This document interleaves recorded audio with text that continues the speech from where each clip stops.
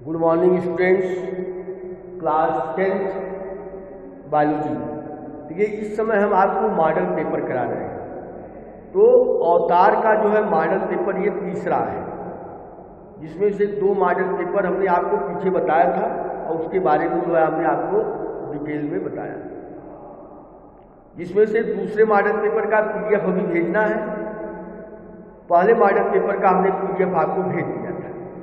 आज जो है तीसरा मॉडल पेपर है और कल जो है उसका PDF हम आपको बना के भेजेंगे दूसरे का। ठीक है, तो आज देख लीजिए क्या है। पहला जो क्वेश्चन जो था उसमें मॉडल पेपर में खनिज लवणों का अवशोषण होता है। तो आप जानते हैं जो खनिज लवण होते हैं वह जड़ के द्वारा अवशोषित किए जाते हैं और अवशोषित करके जाइलम के द्वारा कोशिकाओं के विभिन्न भागों में क्या किया जाता है, उसको पहुंचाया दिया जाता है। तो जाइलम क्या करता है कि जल और खनिज लवण को पौधे के विभिन्न भागों में पहुंचाने का काम जाइलम के द्वारा होता है, लेकिन उसका अवशोषण किसके द्वारा होता है? जड़ों के द्वारा होता है। तो जड़ जो कि जल और खनिज लवण का क्या करती है? अवशोषण करती है। इसके बाद दूसरा क्वेश्चन आता है, नाभिकीय ऊर्जा संयंत्र में प्रयुक्त ईंधन है। तो जो नाभिकीय जो होते हैं ऊर्जा संयंत्र होते हैं, जहाँ पे जो बड़े बड़े जो होते हैं प्रोजेक्ट लगे होते हैं, जहाँ पे यूरेनियम जो होता है खनिज पदार्थ होता है जिसका उपयोग किया जाता है और वहाँ पे ऊर्जा उत्पन्न की जाती है। तो ऊर्जा जो होता है नाभिकीय संलयन, एक अभिक्रिया नाभिकीय संलयन और नाभिकीय विखंडन की अभिक्रिया होती है।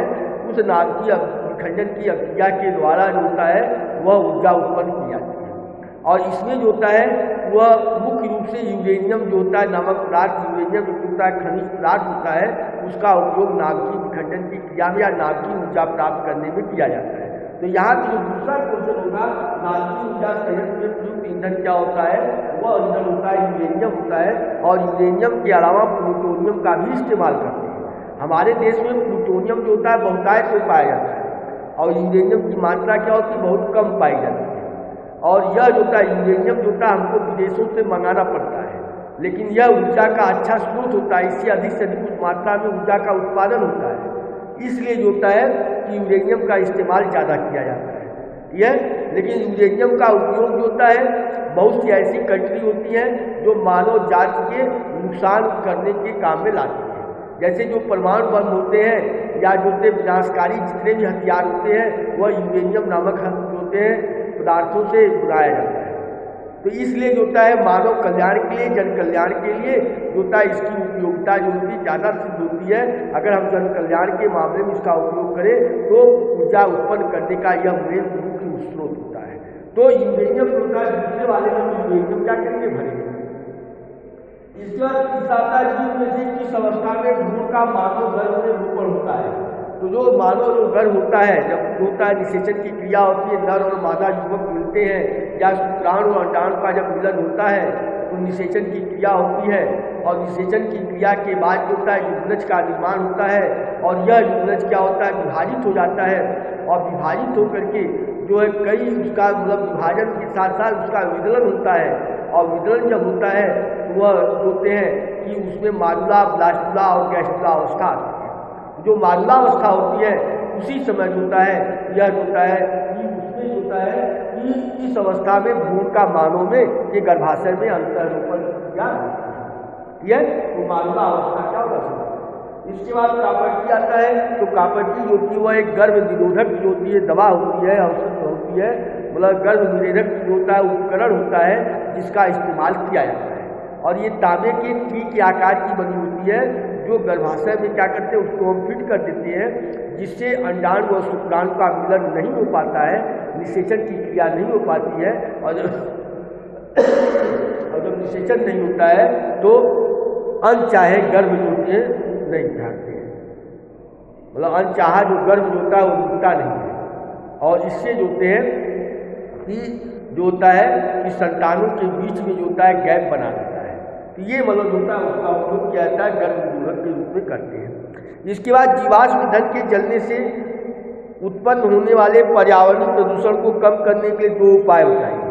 आप जानते हैं जो कोयला और पेट्रोलियम होता है वो जीवाश्म ईंधन कहलाता है। और इसके जलने से पर्यावरण क्या होता है, प्रदूषित होता है। पर्यावरण में कार्बन डाइऑक्साइड, कार्बन मोनोऑक्साइड की अधिकता हो जाती है, जो हमारी सांस लेने में दिक्कत करती है या सांस से संबंधित बीमारियां उत्पन्न करती है। तो इसको दूर करने के लिए हमें जीवाश्म ईंधन का पहली बात तो कम से कम इस्तेमाल करना चाहिए। उसके स्थान पर जो वैकल्पिक ऊर्जा के जो स्रोत होते हैं, जैसे जल ऊर्जा, पवन ऊर्जा, सौर ऊर्जा, इन ऊर्जा का इस्तेमाल करें, जिससे जो होता है कि पर्यावरण प्रदूषण कम हो सके। तो पर्यावरण को प्रदूषित होने से बचाने के लिए जीवाश्म ईंधनों का कम से कम इस्तेमाल करना चाहिए। हमें ऊर्जा की जो वैकल्पिक स्रोत है उसके ऊपर भी निर्भर रहना चाहिए। ठीक है, उस पर निर्भरता जब रहेगी तो पर्यावरण क्या होगा, प्रदूषित नहीं होगा। इसके बाद दूसरा है जल विद्युत शक्ति की अप्रत्यक्ष रूप से सौर ऊर्जा ही है। जैसे आप जानते हैं जो सौर ऊर्जा होता है वह प्राकृतिक ऊर्जा होता है, ऊर्जा का स्रोत होता है, वह सूर्य से हमें प्राप्त होता है। उसी तरह जल जो होता है वह भी प्राकृतिक संपदा होती है, उससे भी हमें क्या होती है, ऊर्जा प्राप्त होती है, जिसको जल ऊर्जा कहते हैं। तो दोनों जो होती है प्राकृतिक संपदाएं होती हैं, उन्हीं प्राकृतिक संपदाओं से ऊर्जा प्राप्त होती है। तो इसलिए हम जल ऊर्जा को सौर ऊर्जा मान सकते हैं या सौर ऊर्जा की तरह माना जा सकता है। जैसे सौर ऊर्जा से ऊर्जा प्राप्त होती है, उसी तरह जल से जल ऊर्जा क्या होती है, प्राप्त होती है, और जिसका उपयोग जो होता है वह विभिन्न कार्यों में किया जाता है। तो सौर ऊर्जा का उपयोग पेड़ पौधे करते हैं और उसके प्रकाश संश्लेषण की क्रिया होती है, और जल ऊर्जा का उपयोग जो होता है मानव जो होता है अपने उपयोग में लाता है, जो होते हैं वह उपयोग में उसके आता है। ठीक है, इसके बाद आता है कि किन्हीं 4 अजैव न्यूनीकृत महानगरीय ठोस अपशिष्टों के नाम लिखिए। देखिए, अजैव न्यूनीकृत पदार्थ किसे कहते हैं, वे पदार्थ जो सूक्ष्म जीवों के द्वारा आसानी से विघटित नहीं होते या आसानी से ऑक्सीकृत नहीं होते या सड़ते गलते नहीं, उन्हें हम अजैव न्यूनीकृत पदार्थ कहते हैं। और ये अजैव न्यूनीकृत पदार्थ जो होते हैं, जो ठोस अपशिष्ट पदार्थ होते हैं, जैसे कांच है, प्लास्टिक है, पॉलीथीन है, पारा है, टूफोल्डी है, ये सब अजैव न्यूनीकृत पदार्थ होते हैं। तो आप इसको याद करिएगा, पारा है, टूफोल्डी है, प्लास्टिक है, पॉलीथीन है और कांच है, ये सब जो होते हैं अजैव न्यूनीकृत पदार्थ कहलाते हैं। इसके बाद आता है संपोषित प्रबंधन क्या है। ये संपोषित जो प्रबंधन जो प्राकृतिक संपदा होती है उसका हम नियंत्रित और नियमित रूप से क्या करते हैं, उपयोग करते हैं। तो जो इनका उपयोग किया जाता है, उपयोग करने के लिए जो प्रक्रम अपनाए जाते हैं, तरीके अपनाए जाते हैं, अगर उसको नियंत्रित न किया जाए तो ये असंतुलित हो जाते हैं। और जब असंतुलित हो जाएगा, नियंत्रण नहीं हो पाएगा, उसका प्रबंधन अगर हम नहीं कर पाते हैं, अगर उसका उपयोग जो होता है क्या है, अधिक से अधिक मात्रा में उसका उपयोग होता रहे, तो हमारी आने वाली पीढ़ियाँ जो होती हैं उनको पता ही नहीं चल पाएगा कि उसका जो है कि पहले कौन कौन सी संपदा, प्राकृतिक संपदा पाई जाती है। इसलिए उस प्राकृतिक संपदा को बचाए रखने के उसके प्रबंधन की आवश्यकता होती है। तो वही कहा गया संपोषित प्रबंधन का मतलब प्राकृतिक संपदा को आने वाली पीढ़ियों के लिए जो होता है कि हम बचाए रखने में कैसे मदद कर सकते हैं। तो उसके लिए क्या कहता है कि जो प्राकृतिक संपदा होती है उसका नियंत्रित और नियमित रूप से जो होता है हमको उतनी मात्रा में उपयोग करना चाहिए जितनी मात्रा में हमारी आवश्यकताएं हैं। या हम कहें जो वन संपदा होती है, वन जीव जंतु होते हैं, उनका जो है अधिक से अधिक मात्रा में दोहन नहीं करना चाहिए, जिससे जो है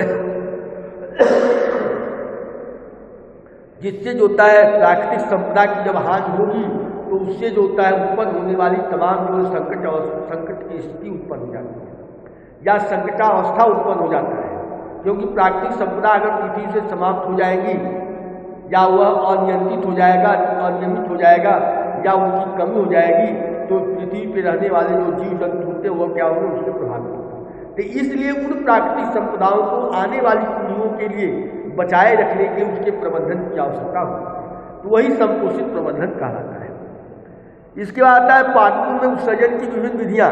जो पौधे होते हैं उनमें भी उत्सर्जन की क्रिया होती है। जैसे जंतु होते हैं, जंतुओं में उत्सर्जन होता है, उसी तरह पौधों में भी उत्सर्जन की क्रिया होती है। जो अपशिष्ट पदार्थ होते हैं, हानिकारक पदार्थ होते हैं, पौधे अपने विभिन्न भागों से उनको क्या करते हैं, बाहर निकालते हैं, तो वह उत्सर्जन की क्रिया कहलाती है। जैसे रंध्र होता है, रंध्र स्टोमेटा, स्टोमेटा से भी क्या होता है, वाष्पोत्सर्जन की, स्टोमेटा के द्वारा भी अनावश्यक जो पदार्थ होते हैं या जो हम कहें कि जो निरर्थक पदार्थ होते हैं पौधे के, उनको शरीर से बाहर निकाला जाता है।